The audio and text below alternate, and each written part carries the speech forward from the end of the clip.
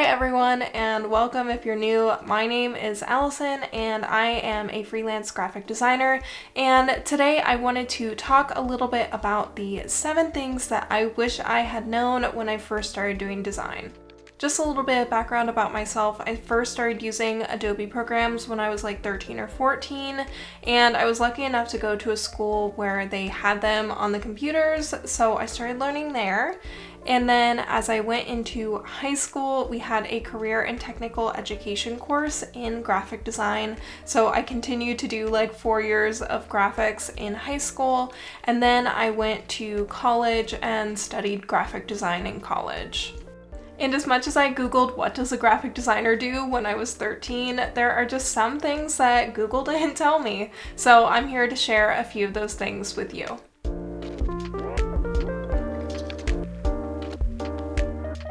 So the first one I feel like can actually be pretty universal, which is that you have to be your own advocate. Especially as a creative person, you have to sell yourself and you have to be confident in your ability to do things, and you have to kind of exude that energy to potential clients and potential employers. So it's really important to kind of be your own advocate, be your own sales team.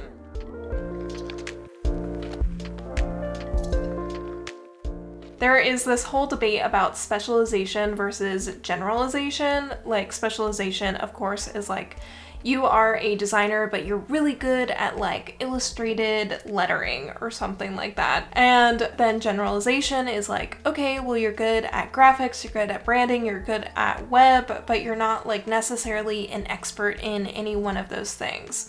And the argument is like, well, if you specialize, then less people will come to you, but if you're just a general designer, then how do you make yourself stand out in the field?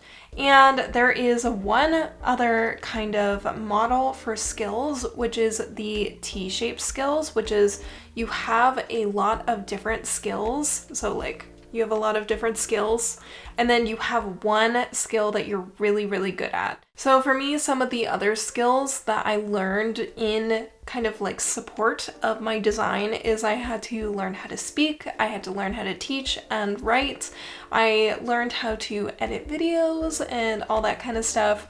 So there's a lot more that goes into design than you would think.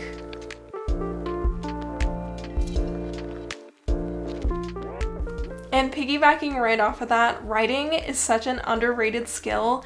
Writing is such a great way to showcase how you think to potential employers and potential clients. So don't neglect your writing skills. They're going to end up being pretty important.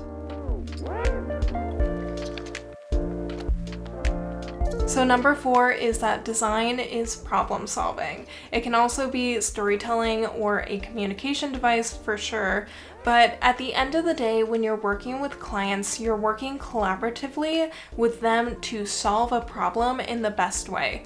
So when you're talking with clients, you need to make an argument for why your solution is going to answer their problems, rather than just thinking that you're constantly at odds with your clients. I kind of thought that way when I first started doing design, like, oh, clients are just going to stifle your creativity, etc. But that kind of constraint that they give you is what makes creativity flourish a lot of the time.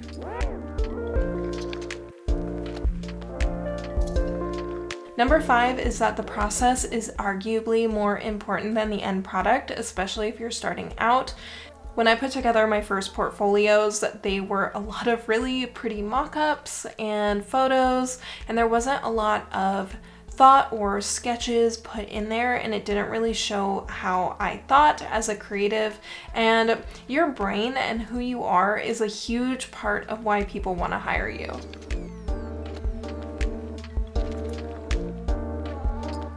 To go off of the last one, number 6 is that you are important. You and your brain and your hobbies and your interests and your passions, those are all a super important part of who you are as a creative. So if you have passion projects in your portfolio that are about things that you really care about, solving a problem that you feel really passionate about, that is going to come through in your work, and it's going to make your portfolio and everything just a little bit better.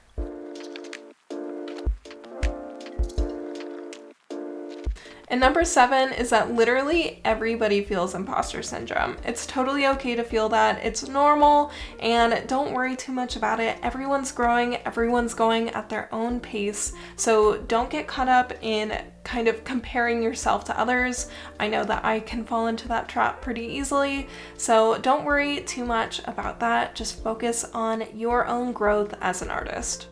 Alright, thank you so much for watching. That is going to be it for this video. If you have something that you learned along the way that you want to share in the comments down below, I would absolutely love to read them. So please leave me a comment or like or subscribe if you want to see more videos from me. Thank you so much, and I'll see you later.